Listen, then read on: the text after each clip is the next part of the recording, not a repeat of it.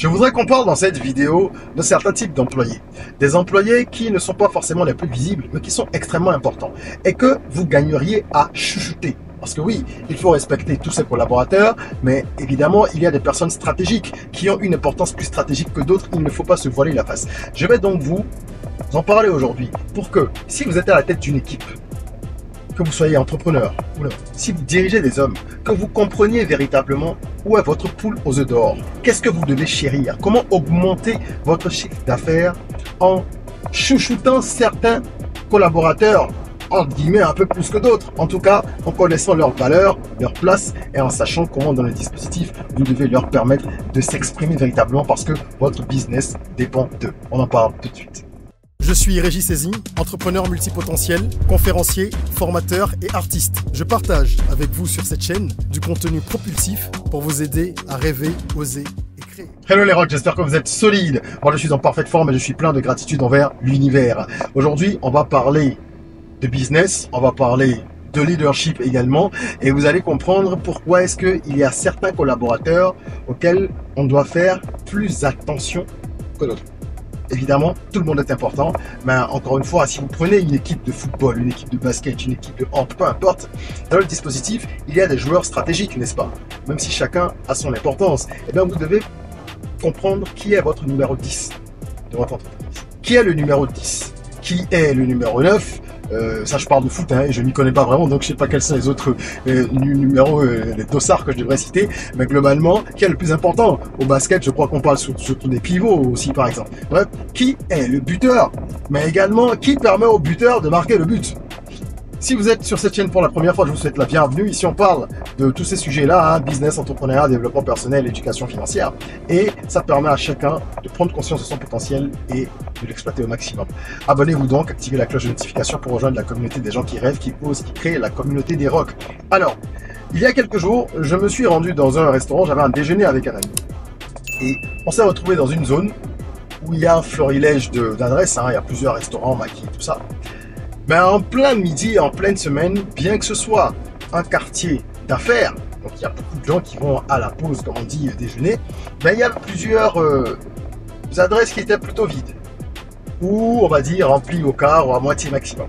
Par contre, il y avait un restaurant. Il y en a quelques autres qui étaient bien remplis aussi, hein, mais majoritairement, c'était 50% d'occupation. Parmi les quelques-uns qui étaient bien remplis, où il y avait du monde, il y en a un où on s'est rendu nous-mêmes et connaissant les lieux, nous on avait réservé. On a bien fait, quand on est arrivé, on s'est rendu compte qu'on avait été bien inspiré.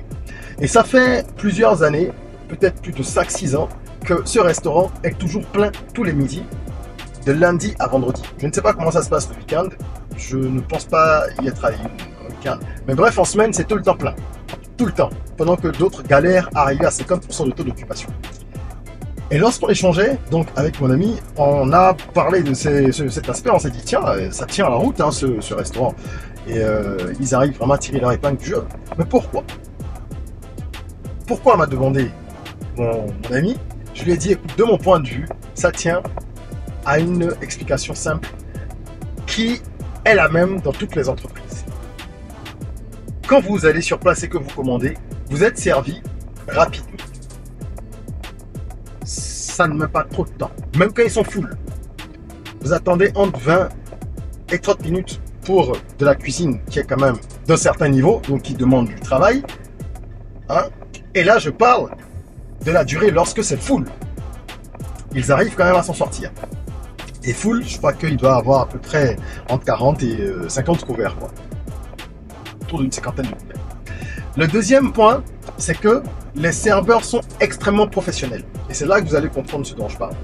Il y a des collaborateurs qu'on ne voit pas. Je vais commencer par ceux-là. Dans le cas d'espèce, vous êtes servi vite, les serveurs sont professionnels et la cuisine est bonne. On mange quand même pour se faire plaisir au-delà de l'apport nutritionnel. Lorsqu'on va dans un restaurant, c'est pour se faire plaisir. Même si on sait que ce n'est pas forcément la nourriture la plus saine. Donc, on essaie de manger sain chez soi, etc. Quand on sort, on prend des plats pour avoir quand même un goût agréable parce qu'on va payer plus cher pour manger chose qui n'en vaut pas la peine, on est bien d'accord. Donc, les cuisiniers sont importants. Tout le monde sait ça. Mais est-ce que les gens l'appliquent? Parce que savoir les choses, c'est pas forcément les appliquer. il y a beaucoup de restaurants qui ne chouchoutent pas suffisamment leurs cuisiniers, par exemple. Lorsqu'ils sont bons. S'ils ne sont pas bons, c'est autre chose. Qui ne mettent pas en place les avantages qu'il faut pour sécuriser un cuisinier. Alors que vous êtes dans un restaurant, la clé, par exemple, c'est le cuisinier. La clé, c'est le ou les cuisiniers. D'abord, parce que les gens vont juger le restaurant déjà sur la qualité de ce qu'ils mangent. Il y a le décor, enfin la décoration, le service et tout ça, mais d'abord le cœur. Donc dans votre business, vous devez comprendre qui est le cœur. Qu'est-ce qui est le cœur? Quels sont les collaborateurs qu'il faut véritablement avoir à l'œil et sécuriser? Quand vous prenez une agence de communication, il y a également je fais le parallèle pour que vous compreniez encore une fois, hein, il y a des collaborateurs, des gens que vous ne voyez jamais si vous êtes un client. Vous ne voyez jamais les graphistes quasiment. Dans une agence de com structurée d'une certaine envergure, vous ne verrez pas les créas, quoi. Vous verrez peut-être le directeur créa, tout ça, mais vous ne verrez pas les autres graphistes et tous ceux qui travaillent au niveau de la conception. Vous verrez leurs responsables. Pourtant, ils sont extrêmement importants parce que c'est eux qui vont bosser sur la base du brief qu'on va leur faire, sur la base des directives de leurs responsables, des directeurs, du concepteur rédacteur, du directeur de création et tout ça. C'est eux qui vont mettre en œuvre le travail et sortir un visuel publicitaire, un spot publicitaire, etc. Les grandes agences ont toutes de grands créatifs et les payent extrêmement cher. Vous avez des gens qui sont dans ces départements-là qui sont mieux payés que d'autres qui sont en réunion tout le temps avec les clients, qui ont d'autres avantages, ils développent leur carnet d'adresse, etc. Mais ils n'ont pas forcément les meilleurs salaires parce qu'ils sont en front. Donc ne vous méprenez pas. Les employés qui sont en bac sont très importants. Ceux qui sont en front aussi. On y vient. Je l'ai évoqué rapidement. Mais je finis avec ceux qui sont en bac. C'est-à-dire ceux qu'on ne voit pas, mais qui sont le cœur de la machine. Si vous avez des gens qui sont là, dans un bateau en dessous, là, dans la cale, et qui sont en train d'activer les machines ou de les réparer et tout ça, sans ces personnes, le bateau n'avancera pas. Vous verrez le capitaine en haut et d'autres membres de l'équipage. Mais vous devez apprendre à donner de la valeur et de la considération à vos collaborateurs qui sont au cœur de la machine. Même si parfois les tâches qu'ils réalisent sont des tâches ingrates ou ceci ou cela, ils sont au cœur de la machine. Dans une usine, ceux qui sont les employés à l'usine, c'est pas eux qui sont forcément les mieux payés, on est d'accord dans une usine, mais vous devez pouvoir développer un certain nombre de stratégies pour que ces gens-là soient valorisés. Parce que s'ils arrêtent aujourd'hui de travailler, c'est fou. C'est pour ça que les confédérations de travailleurs dans certains pays ont énormément de pouvoir. Parce que 1, 2, 3 journées de grève, les machines qui ne tournent pas dans une usine, c'est compliqué. Hein. Vous perdez des millions et des millions et des millions. Parfois plus, ça dépend de l'envergure. Donc, apprenez à les identifier, donnez-leur la valeur qu'ils méritent et mettez en place certains avantages pour qu'ils comprennent qu'ils sont valorisés. Ensuite, vous avez ceux qui sont en front, qui sont également importants. Le serveur dans le restaurant où nous étions, par exemple, était très professionnel. Parfois, quand on voulait lui demander quelque chose, il anticipait. Et c'est son travail, me dira-t-on. Mais la majorité des serveurs dans nos environnements ne sont pas pros. Donc, le fait de faire le travail convenablement, ça fait de lui une exception dans cet environnement. Et ça veut dire qu'il doit être chouchouté par ses employeurs. Parce qu'il est excellent. Il est dynamique, rapide, il est concentré, souriant, avenant. Les qualités d'un serveur. Quand on connaît la qualité de service dans nos pays, hein, voilà, on fait ça. On tombe sur des cas pareils. Donc voilà, en front et en bac, 2 types de collaborateurs qui se complètent. Si la cuisine n'est pas bonne et que le serveur est extraordinaire, vous ne serez pas vraiment content. Si le serveur est complètement nul et que la nourriture est bonne, vous allez vous régaler, mais vous allez partir avec un arrière-goût. Parfois, en arrivant même, le fait qu'on vous accueille avec la mine renvoyée, qu'on vous parle nonchalamment, mais ça coupe déjà en fait votre appétit ou l'expérience que vous aurez pendant le repas, elle est déjà altérée. Et c'est pareil pour l'exemple que j'ai donné pour une agence de communication. Si le commercial, le directeur de clientèle, peu importe le nom, n'est pas quelqu'un d'avenant, qui est à l'écoute du client, qui entretient des relations cordiales avec les clients, ben les clients seront déjà dégoûtés un petit peu de cette agence-là avant même de voir les créations. Tout est dans la relation que vous construisez. Donc, on a produit, on a service et les deux sont importants. Ces employés-là peuvent vous rendre millionnaire en CFA, en dollars, en euros, peu importe. Ils font prospérer votre entreprise. C'est eux qui font prospérer votre entreprise.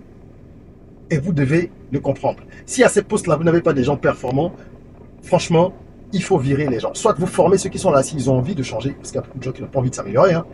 Ou alors, vous en mettez d'autres, vous recrutez d'autres personnes. Mais ce sont des postes indispensables.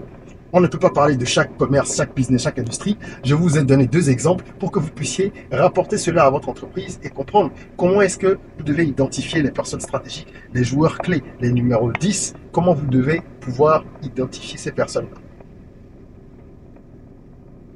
pour les valoriser, les sécuriser et donc finalement contribuer à la prospérité de votre entreprise dans la constance.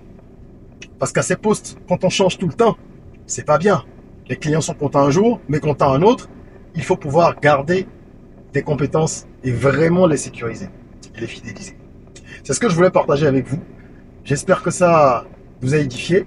Si vous avez besoin de conseils, n'hésitez pas à booker une séance de coaching avec moi, le lien en description, pour prendre conseil sur la manière dont on peut véritablement fidéliser par exemple ses collaborateurs, ou comment identifier un certain nombre de qualités chez les gens, ou comment est-ce qu'on peut les former aussi, parce que tout ça, ça dépend aussi du leadership et surtout, je dirais, on en reparlera en détail, du leadership du gérant, du directeur, du responsable, tout ce que vous voulez, du cadre, du patron. C'est ce leadership-là qui va impulser justement une certaine dynamique à l'ensemble du groupe et permettre à chacun de libérer véritablement toute la compétence qu'il a en lui, le meilleur de ce qu'il porte en lui. Donc voilà. Abonnez-vous si vous aimez ce genre de contenu. Mettez un petit like, partagez autour de vous. Ça peut aider de nombreuses personnes. Et en attendant qu'on se retrouve pour une nouvelle vidéo, n'oubliez pas, prenez soin de vous, de votre corps, mais aussi surtout de votre mind. Rêvons, osons, créons, soyons rock.